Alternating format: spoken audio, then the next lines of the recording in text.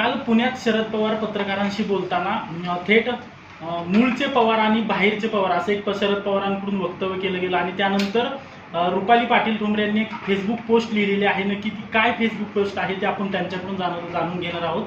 ताई, आपण शरद पवारांवरती एक फेसबुक पोस्ट लिहिलेली आहे, नक्की काय आहे ती पोस्ट? ही पोस्ट आमच्या सहकारी ताई ज्या आहेत त्यांनीच मला पाठवलेली आहे. मुळामध्ये काल जे मोठ्या साहेबांनी वक्तव्य केले, एकच सांगेल की पोटच्या लेकीसाठी मोठे साहेब धृतराष्ट्र झालेले आहेत.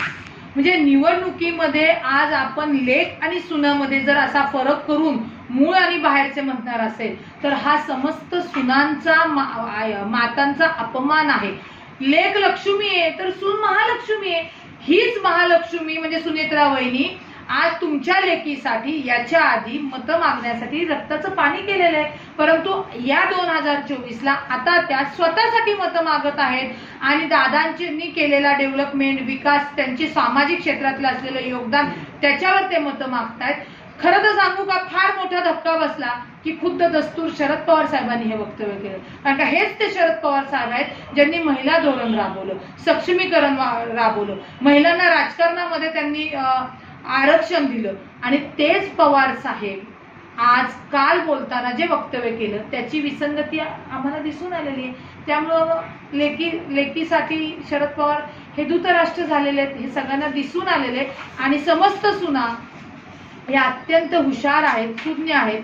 बारामतीचे मतदार तुम्हाला मतदानातूनच ते सांगून देतील. शरद पवार साहेबांनी डायरेक्ट जर प्रचार केला असता तर तो आम्हाला वाईट वाटण्याचा काहीच विषय नव्हता, परंतु वेळेनुसार सुनांना वाईट करणं किंवा बाहेरचं म्हणणं हे खरंच वेदनादायक आणि दुःखदायक. नक्कीच.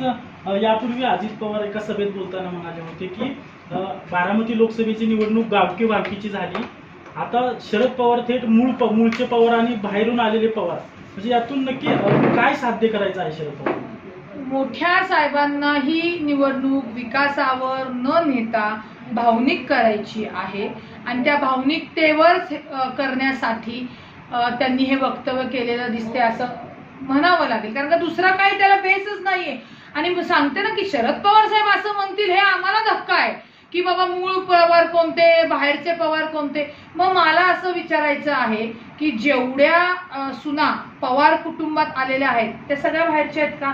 मग ती सुरुवात काकींपासून होईल. म्हणजे सुप्रिया ताईंच्या ज्या म्हणजे आई म्हणजे मातोश्री काकी साहेब आहेत त्याही मूळ पवार नाहीत का? हा आपसूक प्रश्न येतो. हा अपमान आहे. हा सुनेत्रा वहिनींचा म्हणजे सुनेंचा अपमान आहे, हा काकी साहेबांचा अपमान आहे. म्हणजे लेकी पुढे त्यांना काहीच दिसत नाहीये आणि ती निवडणूक जाणीवपूर्वक भावनिकतेकडे नेत आहेत. परंतु आजचे मतदार हे सुज्ञ आहेत, ते भावनिकला ते महत्व देत नाहीत. परंतु जो विकास करतो, डेव्हलपमेंट करतो, ज्या दादांनी निधी दिलेला आहे त्यांना नक्कीच बारामतीकर मतदान करताना आपल्याला दिसतील. शरद पवारांच्या या वक्तव्यानंतर ज्या सासूर वाचनी स्त्रिया आहेत त्या शरद पवारांना दणका देतील बारामती लोकसभेला? का नाही देणार हो? आम्ही सुना आमच्या आई बापाचं ज्यांनी जन्म दिला ते घर सोडून तुमच्याकडे येतो, राबतो, तुमचं कुळ वाढवतो आणि तुम्ही आम्हाला अशी अपमान करेल की तुम्ही आमच्या नाहीच आहात, हम आपके हे कोण म्हणजे विचारल्यासारखं आहे. तर त्या सुना दणका देणार नाही. दणका इन द सेन्स मतदानात त्या सांगणार आहेत. पुन्हा सांगते की शरद पवार साहेबांनी हे वक्तव्य कसं काय केलं हे एक शॉक आहे.